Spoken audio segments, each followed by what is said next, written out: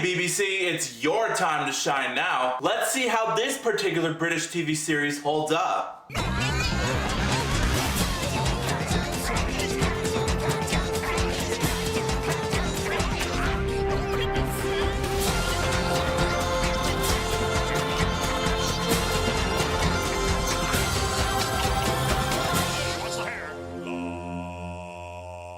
Yo, what's up everybody, G2Das here. Today, I'm gonna be reviewing Doctor Who Season 1. Yeah, I know the show originally first came out in the 1960s, but I'm talking about the rebooted slash relaunched series of this beloved TV show that has been overhyped for me ever since. Especially how my siblings, particularly my now 19-year-old sister, watches it back in the day. More on that subject later. Anyways, this is a reinvention of the long-running series that has been canceled in 1989, which of course I wouldn't have known that because I wasn't born back then. I was born about 8 years later ever since it canceled. Cut me some slack, please. Anyways, it begins with the Ninth Doctor, played by Christopher Eccleston from Thor the Dark World, if you guys haven't noticed, although the show's season came out first. Anyhow, the Doctor is an ancient Time Lord. He travels through time and space with a strange blue box called the TARDIS, meaning time and relative dimension in space for short, which disguises itself as a blue London phone booth. The Doctor is accompanied by various companions on his adventures. Rose Tyler, played by Billie Piper, her boyfriend Mickey Smith, played by Noel Clarke, and the dashing Captain Jack. Not the Captain Jack you're thinking of, my friends. This Captain Jack, but he's played by John Barrowman. Together, they battle various foes, including monsters, alien beings, even the dreaded Daleks, all of them played by Nicholas Briggs. But at times, they also have to, what else? Save the world from total destruction, of course. But as they discover unknown alien worlds and various creatures as far as the eye could see, things start to get even stranger and more interesting as time flies by, literally, for each timeline they happen to bump into, be it the medieval times, the future, and more as their journey progresses. Okay, first off, before I get to the positive things about the show, let me tell you a brief true backstory about how I first thought about it when I was very young. So back when I first got into the show, when it first got relaunched, all my siblings would just tune into it and watch it non-stop. And I, on the other hand, would just zone out and watch my Star Wars movies or something. Because I wasn't a huge fan of it ever since it was first streaming either on demand or online, like somewhere on either Hulu or Netflix or something. But that was when I was a wee young lad who never got into the show at first. Cut to years later, I happened to spot the first season on Amazon Prime. I watched the whole entire season from episode 1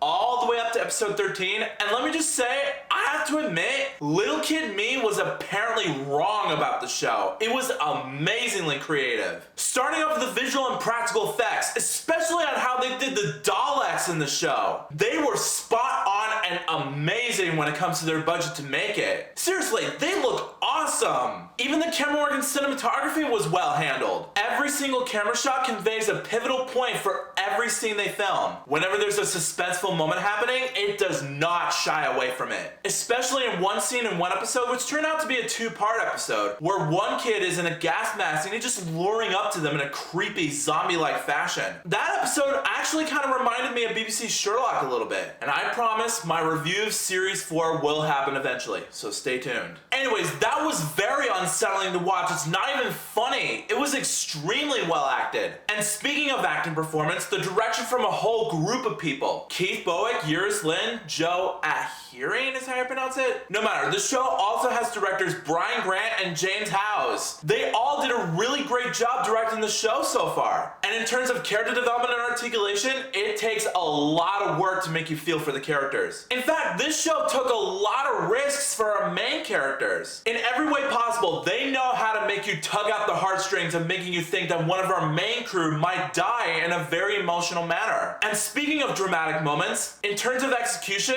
it was very heartfelt. There are multiple scenes where the characters interact with each other, discussing how we should stand our ground and fight to the very end, making sacrifices for the right reasons, saving people that are near and dear to your heart. All of it is on full display, and it's just as influential and entertaining as it gets. Keep up the amazing work, BBC. Now, as for the story and plotline in the show, like I said earlier, it's a very creative and original story that nobody's ever thought of before. Granted, the whole time traveling bit is nothing new at all, but it's the new twist and originality in the making of it that makes it all the more worthwhile, and that's not a terrible thing whatsoever. Like I said, kudos for the execution of it, BBC. Also, for the comedic timings, honestly, they were surprisingly funny. It was used at the right amount in small little doses, especially when the Doctor gets a lot of screen time. Seriously, he stole the show for me. He's just that entertaining to watch. Now, if I have one mild problem with the show, it would be that the CGI could have been fixed just a tiny bit. They look super cheesy. But other than that, in the end, season 1 of the Doctor Who reboot was an amazing start to the show. It was creative, charming, funny in the right moments, and overall an